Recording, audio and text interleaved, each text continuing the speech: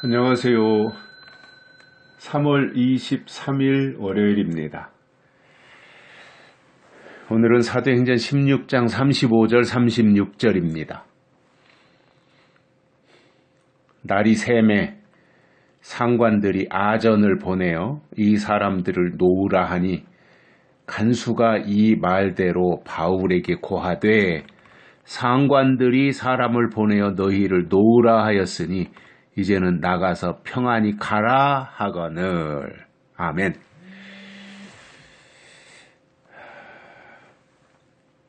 하룻밤 사이에 이렇게 엄청난 일이 일어날 수 있다고 하는 거 참 놀랍지요, 그죠? 야, 이 엄청난 변화잖아요. 이 간수의 집이 다 세례를 받았고 하나님을 믿게 되는 이 놀라운 변화, 이것을 위해서 바울을 하나님이 감옥으로 보내셨구나 하는 것을 알게 되는 거예요. 그러니까 너무 꽃길만 걸어간다고 좋아할 거 없어요. 너무 잔잔하고 너무 평온하고 아무 일 없는 것이 결코 다 좋은 것만은 아니에요. 때로는 이렇게 감옥에 들어가고 채찍에 맞는 수모를 당하기도 하지만 거기에는 또 다른 하나님의 뜻이 예비되어 있더라는 거예요. 이것이 바울을 통해서 주시는 메시지였잖아요. 그러니까 늘 기대하면서 하나님은 이번에는 또 이 일을 통해서 어떻게 역사하실 것인가, 이런 기대감을 가지고 하나님이 일하시는 손을 보면 더 좋을 것 같아요.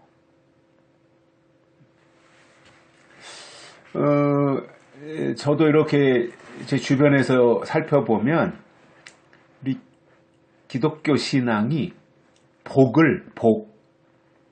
좀 잘못 이해하고 잘못 받아들이고 있어요.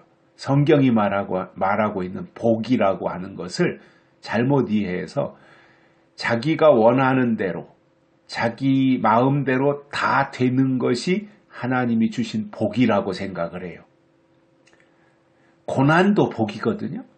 하나님이 주신 고난도 복이에요. 그런데 고난은 복이라고 생각 안 해요.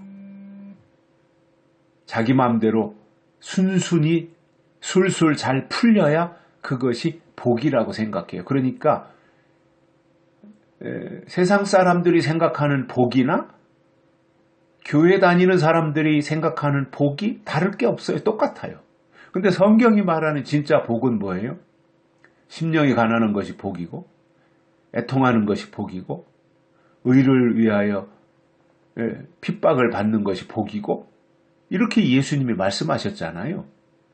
그런 측면에서 볼 때 일부러 우리가 고난을 쫓아다니고 핍박을, 박해를 만들어서라도 짊어지고 그럴 필요는 없지만 어느 순간에 하나님이 허락하신 고난은 변장된 축복이라고 하는 거예요. 그렇게 우리가 받아들이는 것이 성경적인 거예요.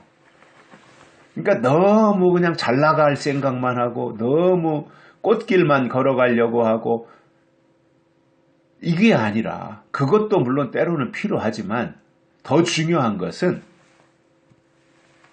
하나님이 예비하신 고난을 믿음으로 받아들이고 바울처럼 믿음으로 감당할 때, 그때 하나님이 예비하신 은혜가 있다고 하는 것이지요. 그게 중요한 거 아니겠어요? 하나님이 예비하신 은혜.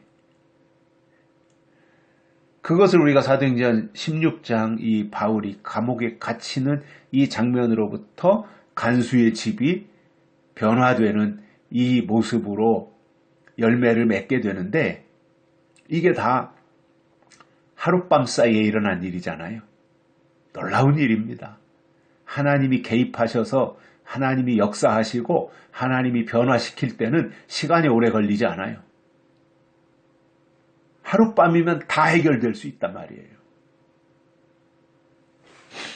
그렇게 이제 간수의 집에서의 일이 다 끝나고 다음 날이 되었어요. 드디어 날이 샜어요.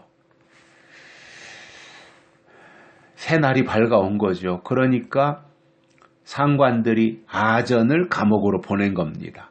아전이 누구냐 하면 상관의 명령에 따라서 죄인을 풀어주기도 하고 때로는 죄인을 데려다가 때리기도 하는 채찍을 들고 있는 사람, 이게 아전인데, 아전을 상관이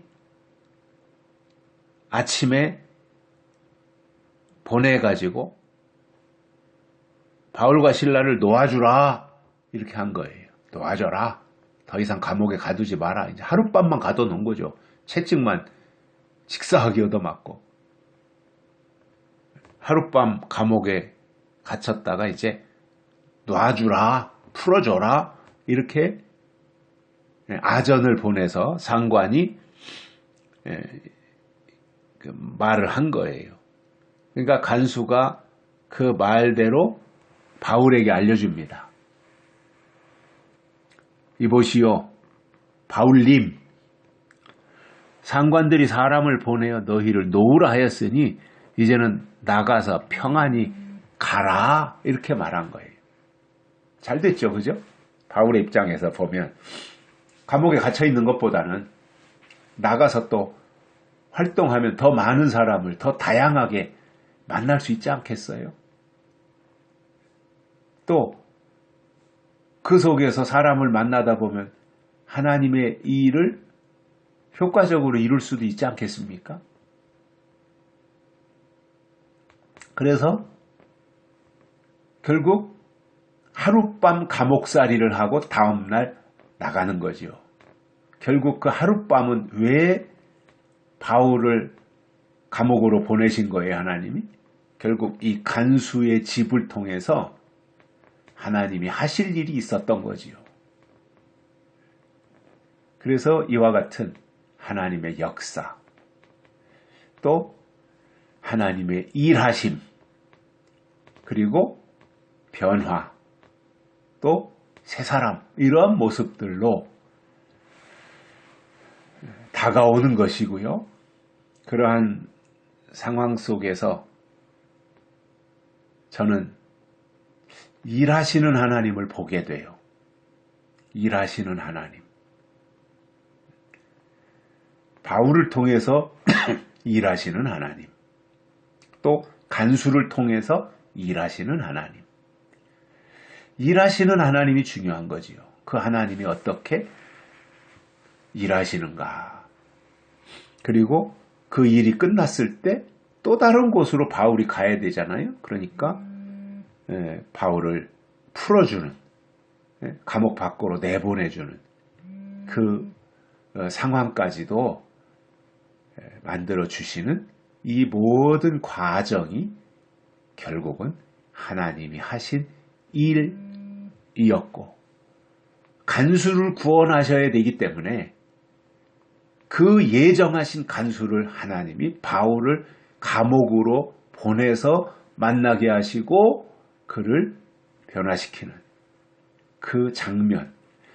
이 간수가 세례를 받았고 또 하나님을 믿었고 큰 기쁨도 있었으니 이 간수가 이후로 어떤 삶을 살았겠어요? 당연히 하나님을 위해서 헌신하는 삶을 살지 않았겠습니까? 참 굉장히 한편으로는 부럽기도 하고요. 이 상황들을, 이 상황 16장에 나타난 이 상황들이 부럽기도 하고요. 또 하나님이 일하실 때는 이렇게까지 완벽하게 하시는구나 하는 그 하나님에 대한 또 다른 기대감도 가지게 됩니다. 여기까지 하겠습니다. 고맙습니다.